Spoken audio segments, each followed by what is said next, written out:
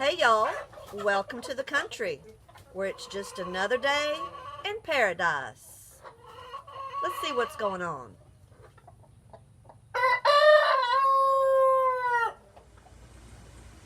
Hey y'all, welcome to the country. This is Susan's Country Living. I'm Susan and it is pickling day. Tons of cucumbers coming in. Yesterday I made hot garlic dill pickles. I have a video on that. Today I made some bread and butter pickles. They are so yummy, like candy. I could just eat the whole jar all at once. With the onions are my favorite part. So I've made some of those today for my farmer's market. And we were at a local farmer that lives, 10 minutes from here. They have a farm stand, and Stephen and I went last Saturday to get a few things. They had speckled butter beans and fresh pintos. They shrink wrap them and freeze them, so I went and got some of those for the freezer because I don't plant those. And they had this beautiful okra that is coming in. My okra's not ready yet. It's about that high, but with this hot weather, it'll hopefully start putting on some okra soon. And I'm going to make some pickled okra.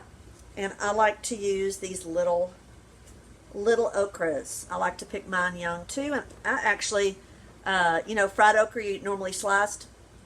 I fry these whole, and they're just as delicious. And I like eating them that way. So I'm using Paula Deen's recipe. This is a new recipe I've never made before. And it's super, super simple. I've got 3 pint jars sterilizing. I'm doubling my recipe because I want to make sure that I've got enough liquid to pour over my okra. So I've got in my kettle here, I just use this glass coffee pot. I like to use it. It's easy to pour from. I've got, one recipe would be 2 cups of water to 1 cup of just plain white vinegar and 2 tablespoons of salt. You can use kosher salt, sea salt. Just need to make sure that on the label it says just salt. You don't want to use anything with any kind of additives or iodine or caking agency or anything like that. You can use your pickling salt, but I just like to use my kosher salt because I have that around all the time. So I've got my water, my vinegar, and my salt heating, and I'm going to bring it to a boil. When my jars are finished sterilizing, I'm going to be adding 1 teaspoon of dill seed. You could use fresh dill if you wanted to. I'm just going to use dill seed. And so 1 teaspoon of dill seed in the bottom of the jar and 1 teaspoon of sugar in the bottom of the jar. I've never made pickled okra with sugar, so I thought I would try it. It's just 1 teaspoon in the whole jar, so that's not a lot of sugar there in that jar. And then I'm going to pack my okra into those jars and leave 1/4 inch headspace. If you want to add a hot pepper in there, garlic, a garlic clove, I might do that to one of them, see the difference. I might make one with a garlic clove in there. And but if you want to make them hot and spicy, you can. Red pepper flakes, but I'm not going to make mine hot today. I may do some of that later on when I bring my own okra in. So I'm just waiting for my jars to sterilize. I need to start my timer for 10 minutes of sterilization. I've also got my lids, and I'm using my reusable Harvest Guard or Tatler. I think these are Harvest Guard. They're the plastic lid with a red ring that's separate, and then you just use your regular. I love those. They work great. I've only had a canned 48 pints of green beans. Only one of them with the Tatler or Harvest Guard, I don't remember, didn't seal. So, and I think there was a little chip on the rim. So, you need to really check that on the rims of your jars. A lot of my jars are vintage. They were my grandmother's, and I just keep using them. and they're great. I like the shape, different shapes and the different. Oh, it's boiling really a lot there. The different shapes and the different kinds, and some of them I don't use because they're worth quite a bit of money, and I just kind of want to save them. And I'm gonna, when I redo my kitchen, I got to paint this old ugly wallpaper that I put up back in the 90s. Yeah, in the 90s. I'm gonna make me a little shelf and display a lot of my canning things. A lot of stuff I need to get rid of. I've inherited so much stuff, and so. Well, I'm rambling on, so we'll be back in a little bit to stuff those okra into that jar. Okay, my jars are finished sterilizing, and I've taken them out, and they're still warm, but I'm able to handle them. I've got my vinegar, and my brine solution is ready. My lids are ready, and we'll just turn that on, just kind of keep that water warm, and I'm ready to fill these jars up. So first I'm going to put 1 teaspoon of a dill seed in the bottom of the jar, and 1 teaspoon of some sugar,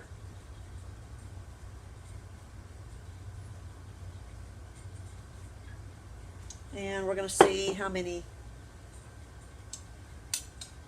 of these will fit into a jar. I like it when the stem is left on because I like to hold that when I eat my pickled okra, or whether it's fried, and I eat up just that. I don't eat this top part. Some people like to trim those to where they're a little bit flatter, but when I cut my okra, I like to leave that little stem. It's like a little handle. So we're just gonna start putting these in here. I like to kind of alternate them. Top, bottom, top, bottom, top, bottom. And I think I can get more in. Remember, we want to have a 1/4 inch headspace. And these okra are small, so I don't think we're going to have a problem at all with that. And just start layering them in like that. So I'll be back when I'm finished layering these in our jars to show you the filling process. Alright, so I've got this one stuffed, and it held about 26 or 27. I saved some of the smaller ones to kind of just lay across the top, and I think I've got enough to do one more, but I'm going to go ahead and get that done, and then I'll show you the filling process. Oh, it was getting so hot in here. I was wondering why, and it's because I turned the vent hood off so y'all could hear me. So I'm just going to talk louder, use my teacher voice. Okay, I've got my jars filled. This made 2 of them. I put some garlic in the bottom of one of them. Let's see, this one. And I'm gonna see which one I like the best. So I'm going to pour my brine over them and get them sealed out and in the water bath. So I've got my tool that I use to measure with here, and 1/4 headspace. This here. I like using this glass coffee pot because I'm able to fill these without the funnel.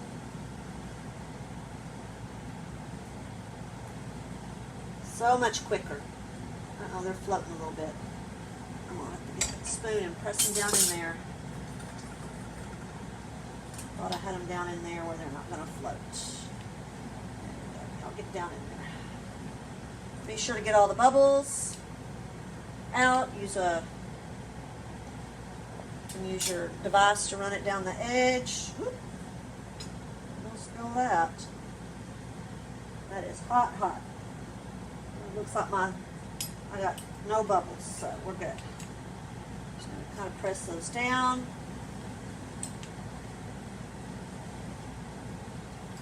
And look at my 1/4 inch. A little more. A little more. Oh, that might be too much. Yeah, that's too much. Get rid of some of that. I'll get rid of some of that. Let's check it again here. Alright, I think we're good there. I'm going to get my rims wiped off. I just dip in a little bit of my hot water. Make sure that there's nothing on that rim so that I get a good seal. I'm using my reusables. Oh, it's hot. I have to put this hair back. Alright, so my water's boiling over there. And I'm going to get out my, I think these are the Harvest Guard I'm using. Yes, these are Harvest Guard. When you use these, you hold it down and just finger tight.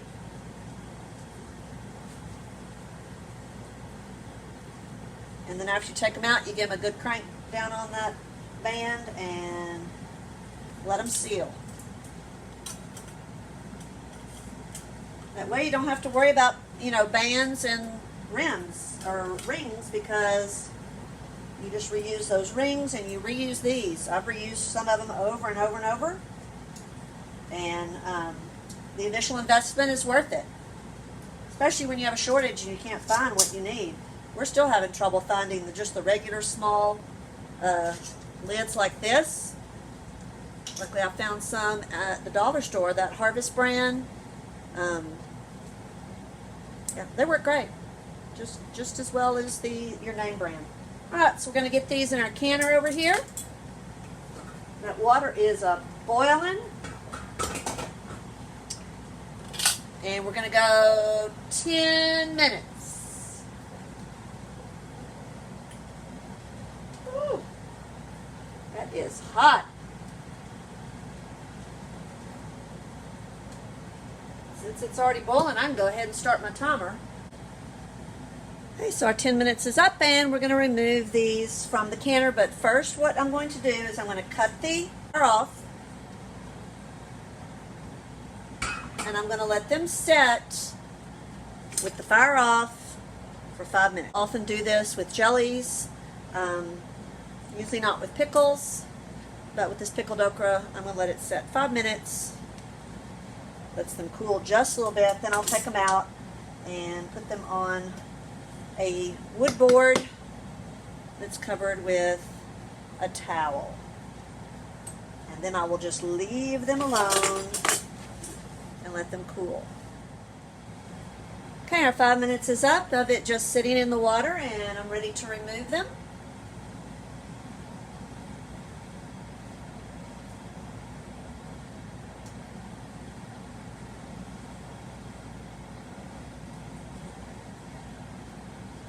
And then I'm going to give them a crank down on the lid.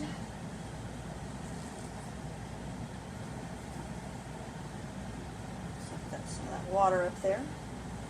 And I'm just going to let them set, since they don't pop like the metal bands do, like the metal lids do. So I just have to wait, and I wait until they're totally cool. Then I remove the bands and I'll lift up to see if we have a seal. So hopefully we did. If not, these are just for us to eat. I can stick them in the fridge, and these last a long time in the refrigerator. But we'll eat them up every meal. I'll put them out on the table with other pickles, and just a nice treat. And so when our okra starts coming in and these are gone, I'll make us some pickled okra that'll last us through the year. Well, make it some pickled okra. If you don't grow your own, get to a farmer's market or even the grocery store. Look for some really nice, small, plump, nice and green, no blemishes. You want to get them really fresh, and super easy. Anyone can do it. If you have a tall pot to do your water bath in, get you some jars. You can use any size jar that your okra will fit in. You could do a quart if you wanted to, and just pack all those in there. So I hope y'all have a good rest of your day. Stay cool. It's hot here. Wherever you are, I hope it's cool. Y'all have a great day. Bye, y'all.